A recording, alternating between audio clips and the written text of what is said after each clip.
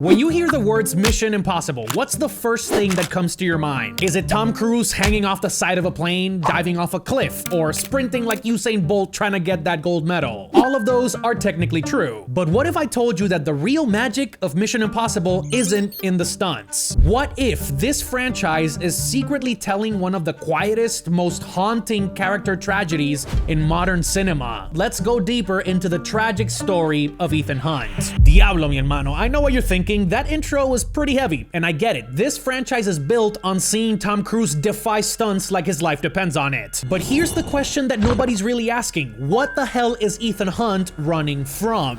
When we first met Ethan back in Brian De Palma's 1996 original, he's not a super agent. Instead, he's the lone survivor of a mission that went sideways harder than the 76ers trusting Joel Embiid with their process. His team completely wiped out. His mentor, a traitor. His agency completely left him out to dry the minute that things got messy. That original trauma doesn't just fuel his goals in the first film, it defines his entire journey. Because from the beginning, Ethan isn't motivated by glory or patriotism. Honestly, hay que darle gracias a Dios, because he would have turned into John Walker ages ago. Instead, his journey is motivated by guilt. He failed to protect his team once, and he's been trying to make up for it ever since. That's why he doesn't walk away, even when he should. Instead, he goes a full 180 the opposite way, building a new team, the super spy Ohana, if you will. And he's willing to go through hell and back just to protect them. When most of your favorite heroes would probably say,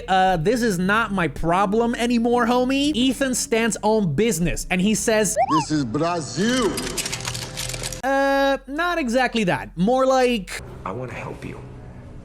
I want to help you get whatever you want.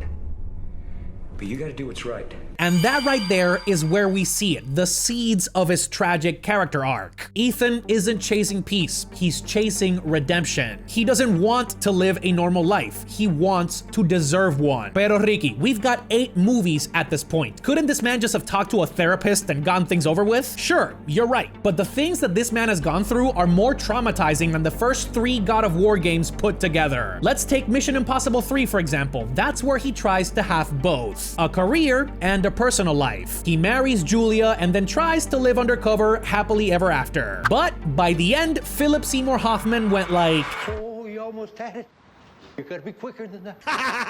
it's sad as shit. No wife, no happy ending. He can't live a normal life. Not because he wants to, but because love makes him vulnerable. And vulnerability in this line of work will probably get you Scarlet Widowed. By the time that Ghost Protocol came out though, Ethan is no longer just a spy. He is a ghost himself. Julia has disappeared. His marriage got erased. His entire identity is stripped. The IMF are assholes. They give him missions, but with no sense of purpose. He becomes more of a myth than a man, a name on a burner phone. Think about Kevin Durant during the playoffs when he's hanging around on Twitter. And through it all, his commitment never wavers. Because inside Ethan's mind, this pain is part of the job. It's the price that he has to pay to make sure that nobody else has to suffer. Tom Cruise's performance in all of these movies are perfect because they've evolved over time. Early Mission Impossible Ethan was high energy, expressive, kind of a jokester. He seemed superhuman, nothing could beat him. But in the later films, he's quieter, haunted by the ghosts of his past. Don't get it twisted, he is still batshit crazy just like the actor portraying him, but now he's carrying the weight of every loss. He's not growing stronger in any way, he's wearing down, and that's what makes it so tragic. Okay, so now we know why exactly Ethan's trauma holds him back, and his motivations for being who he is. But there's more to this story. You see, Ethan Hunt might be the face of Mission Impossible, but the heart of this franchise lies in the crew. Luther, Benji, William,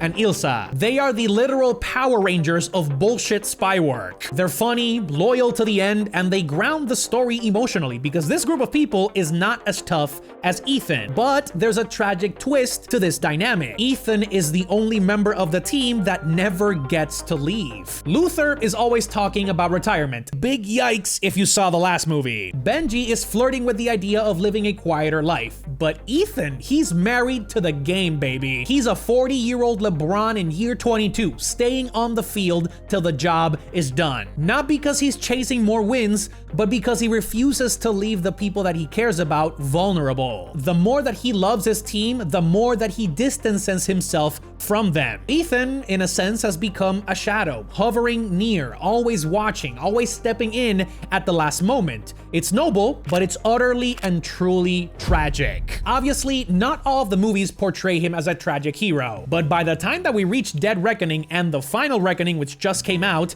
Ethan's world is not just physically dangerous, it's become unstable. We finally met the Entity, an AI capable of rewriting the truth itself, flooding the world with misinformation and forcing everybody into chaos. It's the perfect villain for a man who spent decades trying to hold on to one, his moral truth. But in this digital world, baby, where the facts, truth, and even identities can be manipulated, Ethan can only rely on the one thing that he can control: his sacrifice. Both movies repeatedly test Ethan's limits, both physically and mentally. It's absolutely redonkulous to see this man jump from a cliff on a motorcycle, do backflips on a moving train, and swim through a fucking submarine in the Arctic Sea. Sure, it's fun to watch, but narratively, this is brutal. He has to choose between friends and the mission, between saving one life or many, and he always chooses the harder path. It's like Vinland Saga and Berserk mixed into an action franchise. In this story, the only one that loses is always Ethan. With the final Reckoning being the last entry to have Tom Cruise, the question is pretty simple. How does this story end? Not the movie itself, though. It's 2 hours of Tom doing his best Sly Cooper impression just to give me a fucking heart attack in full IMAX. I meant his character. Does Ethan go out in a blaze of glory? Does he finally rest, or does he vanish? Mission accomplished, just another name on the wall. Spoiler alert, yes, physically he does make it to the end. They don't Walter White him and show you the best moments behind his adventures. Instead, they surprisingly gave him a super peaceful send-off. Yes, he loses Luther, but he saves the world in the process, fulfilling all of the promises he made to his team and following the mantra that they have down to the end. And then he just leaves, walking off into the sunset, seemingly preparing for the next adventure. Anticlimactic?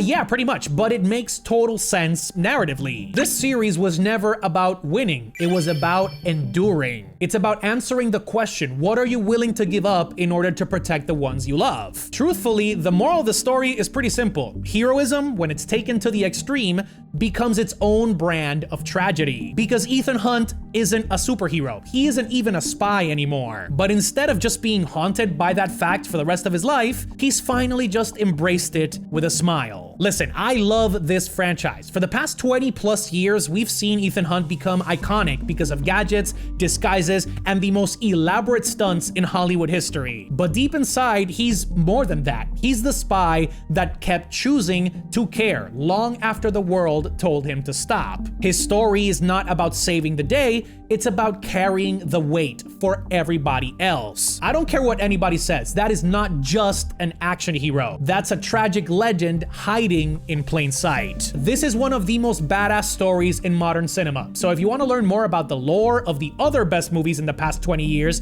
just check out these videos that I got here for you and let me know what your favorite flick is down in the comments.